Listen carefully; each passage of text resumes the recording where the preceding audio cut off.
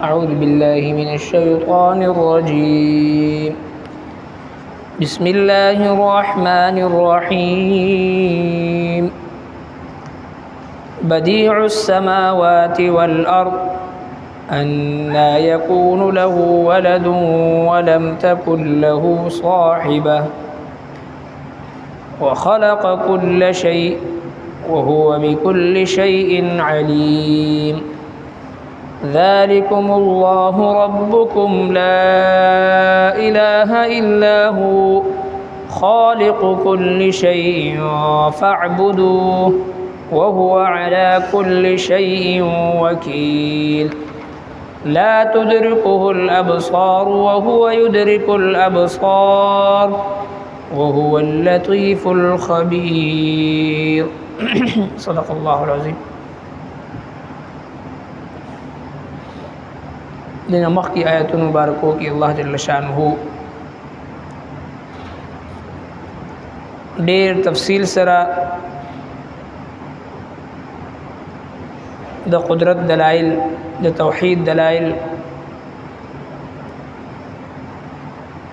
د الله جل شانه د ذات هغه بیان فرمایل.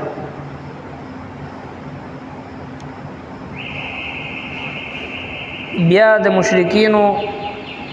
او د الله جل شانه د ذات نه د منکرینو مختلف صورتونو ځینې هغه خلک چې هغوی هر هغه څیز چې هغه په نظر نه راتلو د هغې نه انکار کو. مجوسیان او آتش پرست چې کوم څیز نه ښکارېدو نو د هغې نه انکار کو، د الله جل شانه ذات ورته نه ښکارېدو نو د هغې نه انکار کو. او یو قسم د کافرانو د مشرکینو هغه و چې هغوی ویل فرشتي دا نعوذ بالله د الله جل شانه لونه دی، او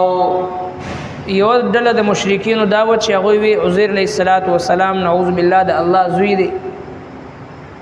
او بل ډله د مشرکینو هغه وا چې هغوی وی چې عیسی علیه السلام دا د الله زوی دی، او بل ډله د مشرکینو هغه وا چې هغوی وی چې حضرت عیسی او حضرت مریم او الله په دې درې کې چې دی یو خدای دی نعوذ بالله. مختلف طبقات او مختلف ډلې د مشرکینو موجود وي. نو اوس په دې آیتونو مبارکو کې الله جل شانه هغه مشرکینو ته جواب ورکوي،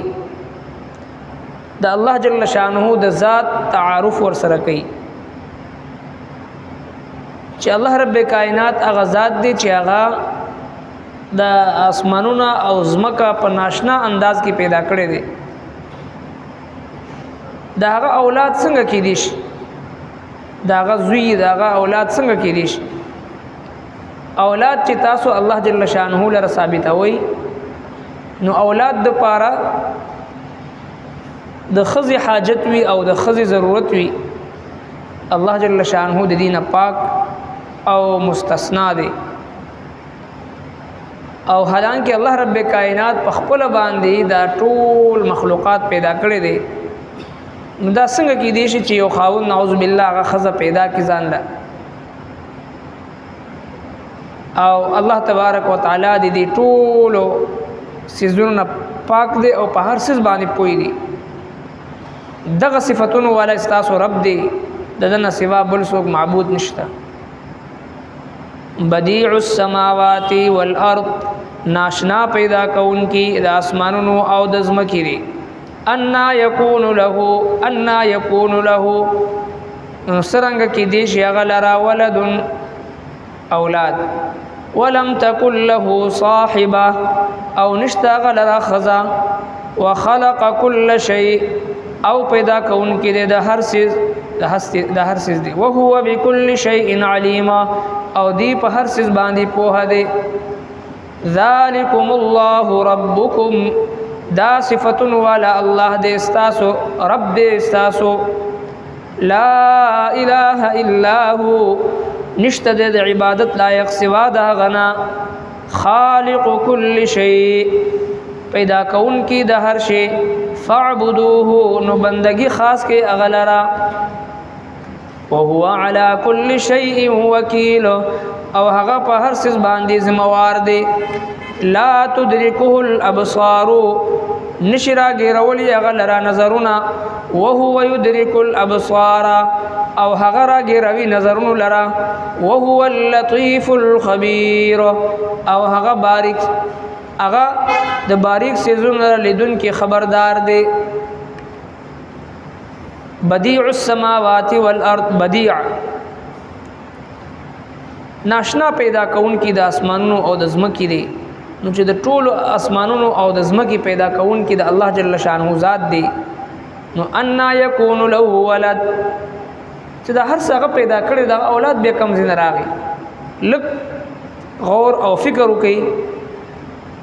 چې د ټول کائنات پیدا کون کی ذات دی نو اغل ربی د اولاد نسبت څنګه کوي ولم تکل له صاحبه اولاد د پاره د بیبي ضرورت وی او الله جل شانه دین پاک دی لم یلد ولم یولد ولم یکن له کفوا احد الله جل شانه داغه نسو پیدا نه دی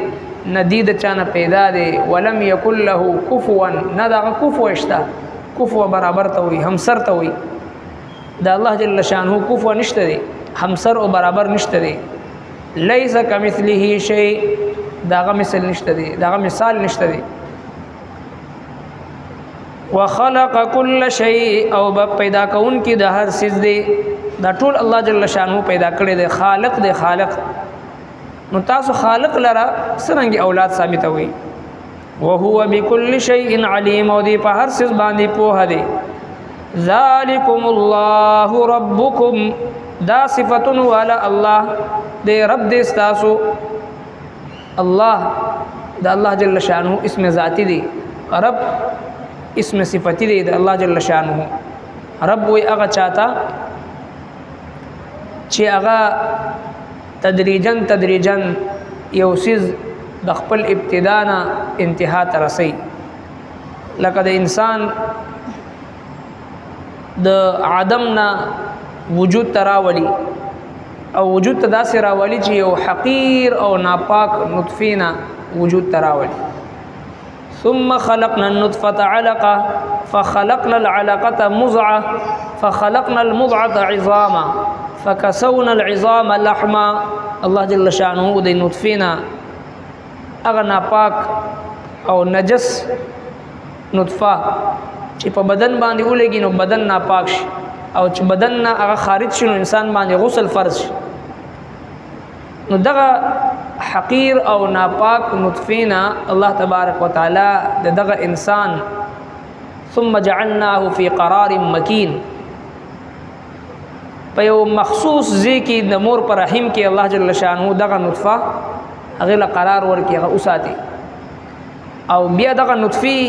40 دن بعد د دې نطفی کیفیت الله جل شانه په خپل قدرت کامله سره بدلی او بیا د شپې تیاری او بیا د مور د ګیډي دنه تیاروي او بیا په ګیډه کې دنه د رحم دنه تیاروي په دې دریو تیارو کې په دې دریو پردو کې الله رب العالمین د خپل د بنده حفاظت کوي او هغه ته د بهترین رزق تنظیم کوي او بیا الله تبارک وتعالى چې کله د وجود ورکی دنیا تراشي نو دی د خپل خوراک د پاره د خپل اسکاک د پاره د خپل ضرورتو د پاره تمام سيزونو د پاره د بل محتاج وي رب کائنات دغه تنظیم کوي او داسي سنسر او داسي میموري او یو داسي تنظیم په دی وجود کې هغه ماشوم لا پاغه کې فټ کړی وي چې دی د خپل د جړه په ذریعہ باندې د خپل ضرورت او تقاضې کوي او بیا الله جل شانه د مور پزړه کې د اولاد د پاره یو خصوصي رحم او کرم واچي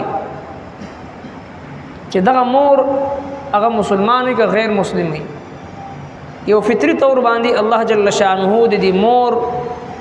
پزړه کې د اولاد د پاره داسې مینه او محبت واچي چې هغه غیر شعوري طور باندې د خپل د اولاد د پاره 24 غنټې مستعد او کوشش کې لګیا وي د خپل د اولاد حفاظت کوي. خو هغه مور مسلمانې که کافرې، هغه مور مشرکې که موحده وي، هغه مور انسان وي که زناور وي، الله رب العالمین دغه مور په زړه کې یو فطري مینه او محبت د خپل اولاد د پاره واچي. د دې محبت اچول ولا څوک د سوا د الله نه. نو لہذا الله تبارک وتعالى ذالکم الله ربکم، دغه الله رب دې استاسو. نو چې دې استاسو الله دې استاسو رب دې، او دغه عدمنا تاسو وجود تراولي او استاسو تدریجن استاسو پرورش کوي او ابتدانا انتها پورې استاسو پرورش دی کون کړي. نو لا اله الا هو، نشته دی بل معبود سوا دغه نه، بل معبود نشته دی. خالق كل شيء، پیدا کون کی د هر شی دی. نو چې د هر شی پیدا کون کی دی الله دی، رب دی. نو بیا فاعبدوه، نو بندگی خاص کې هغه لرا. بیا پکار دی چې د عبادت لایق او د نظر و نیاز لایق او د سجدی لایق او د عظمت او د کبریای لایق او مغزاد دی. وهو على كل شيء وکیل، په هر څه باندې ذمہوار دی. او ځینې مشرکین دا وی چې کم څه مونږ ته ښکاری هغه شته، چې کم نه ښکاری هغه نشته دی. الله جل شانه ته جواب ورکړي لا تدركه الابصار، نشرا ګرول یغلرا نظرونه. د انسان نظر دغه دیوال شاته هغه ته نخ کاری. د الله رب کائنات ذات هغه وراء الورا ذات سرنګ چې یو سمندر په یو کوزه کې په یو لوټه کې نشي جمع کړي، دغه سید الله رب العالمین هغه وراء الورا ذات د انسان په دی ورکوټ شان دي کپړې کې او په دې کمزور باندې نظرونو باندې هغه ته قتل نشي کولی. لا تدركه الابصار، نشرا ګرول هغه لره نظرونه، او هو يدرك الابصار، او هغه را ګروي نظرونه لره. د الله جل شانه د نظر لاندې د ټول کائنات انسانان تر دې پوری رب کائنات فرمایي يعلم خائنة الاعين وما تخفي الصدور. زستاسو د سترګو په خیانت باندې پويګم چې کله انسان یو طرف ته ګوري او پاغه کتو کې د نیت کې خرابي وي، په نیت کې فساد وي، بدنگاهی او بدنظری مقصود وي،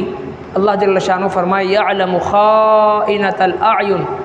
زستاسو د سترګو په خیانت باندې هم پويګم.